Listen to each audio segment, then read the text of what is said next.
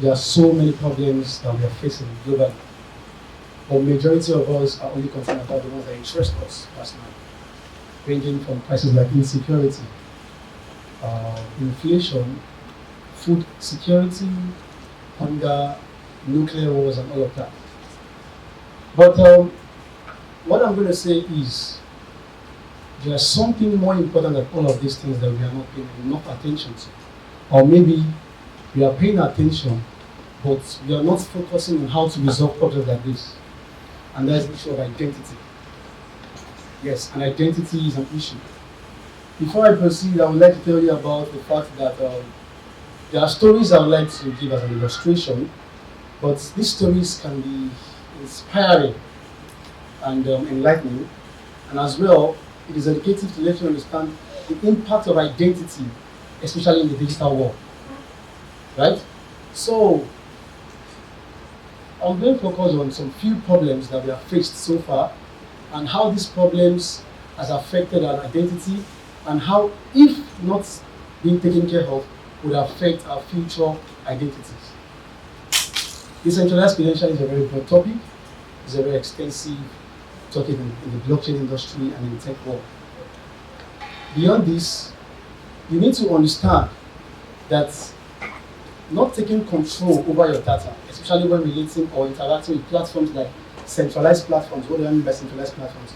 I mean platforms like your mobile apps on your phone, platforms like Facebook, platforms like Instagram, platforms like WhatsApp. They are centralized because they are created and controlled by companies, firms around the world. Now, you should be concerned that there is no reason why you should definitely be conscious of interacting with your WhatsApp that is on a daily basis, because it's just WhatsApp and it helps you solve problems like calling, minimizing your expenses on data, minimizing your means of communication with people, and fasting communication. You need to understand that these platforms do not just solve problems of communication for you or problems of meeting new people. They also create problems. As much as they solve problems, they also create problems. The problems they create is they use your data, they use your information to gather some research for themselves purposes, be it profits for business or research.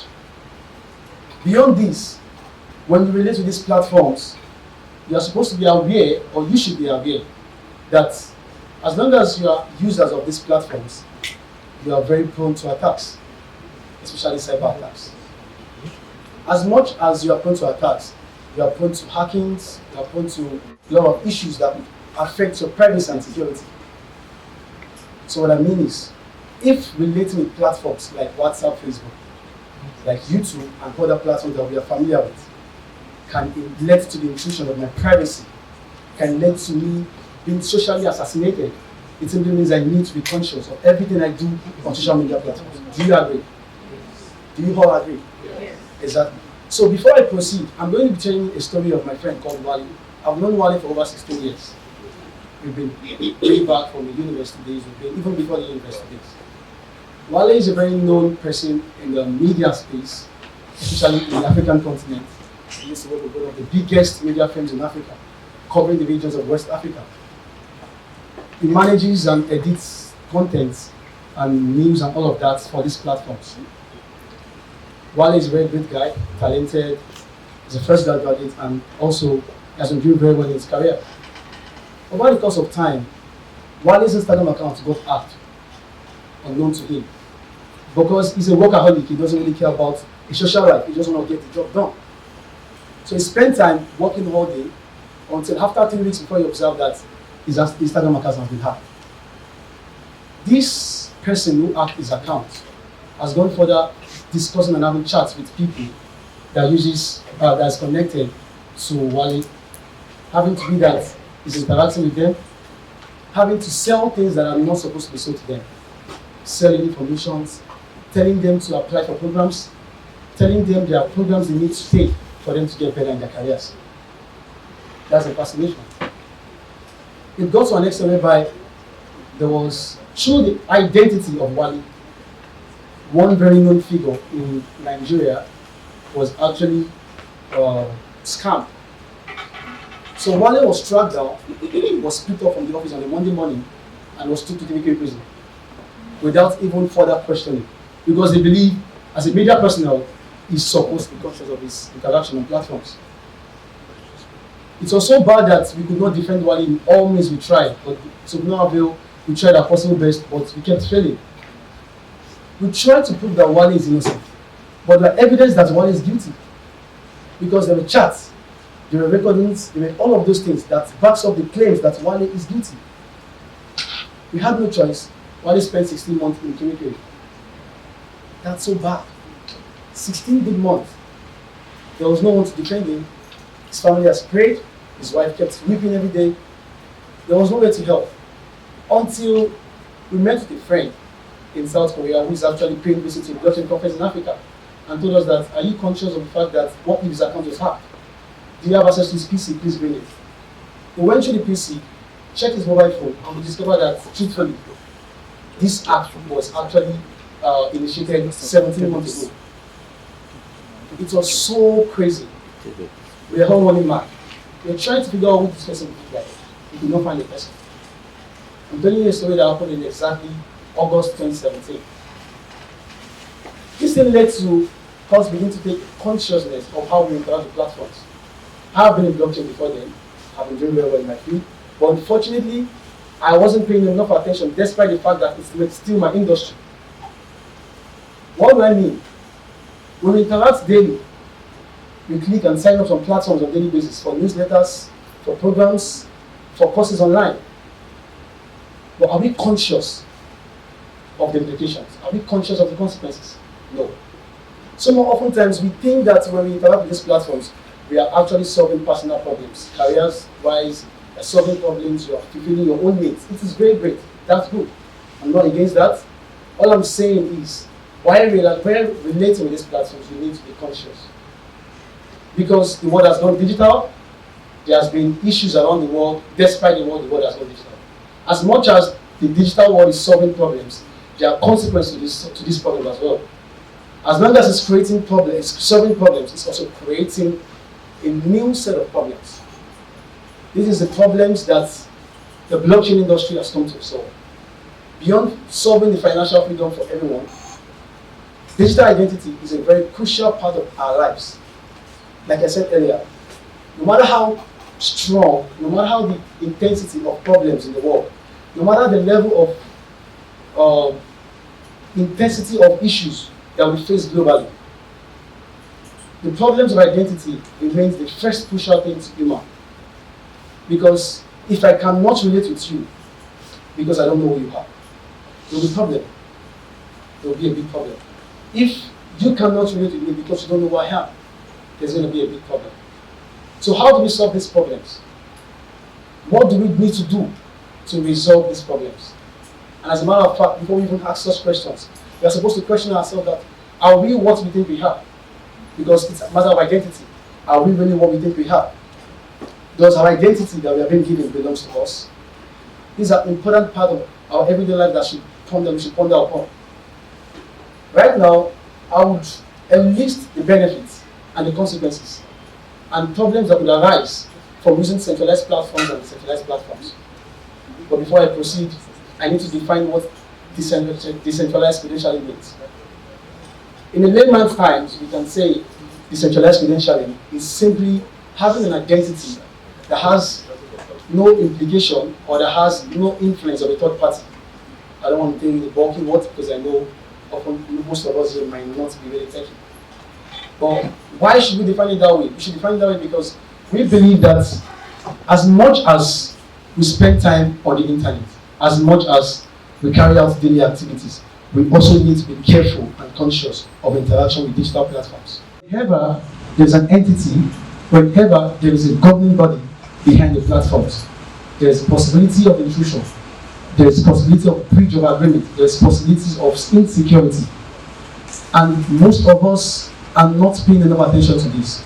So that boils down to you understanding the impact and how important having a decentralized identity means, or the value of having what decentralized identity means.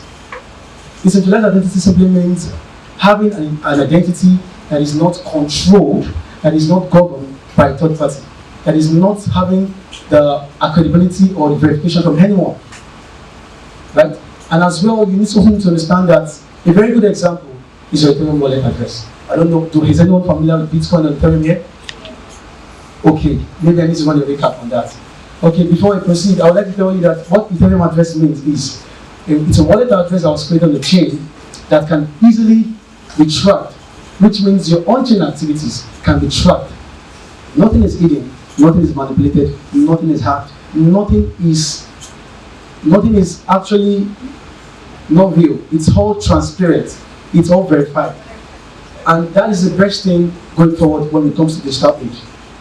So, the consequences of having a centralized identity, like our email addresses, like our bank accounts, like our social media accounts, is that when you use any of these platforms, they gather data to improve their product. They gather data to improve their product. They gather feedbacks from you, the content and worries you give. Also, they gather this information for personal use, for company use. Sometimes it's for business profit, sometimes it's for research. But when it comes to platforms like OpenChat, created by the high-speed blockchain, OpenChat is a decentralized platform that helps you interact with people just like you know WhatsApp. OpenChat is great. You can agree to me that WhatsApp is good, but I'm telling you today that OpenChat is great. OpenChat helps you to communicate anonymously. It helps you to communicate with a high sense of security. No one knows who you are. No one knows where you're chatting from. No one knows what you do for a living. Only if you decide to reveal your identity. As much as you know all of these things, it is important for you to take responsibility for your identity. I will move further to tell us more on the impact that this creates to the world. The impact is sometimes having access to decentralized tools help us to democratize. What do I mean? It helps us understand more complex technological tools because the world is going technological. I don't want to use the word digital that you're familiar with. The world is going decentralized. That is why you see DAOs, you see teams having to rely on people, not having to rely on executive members and managerial teams to make decisions.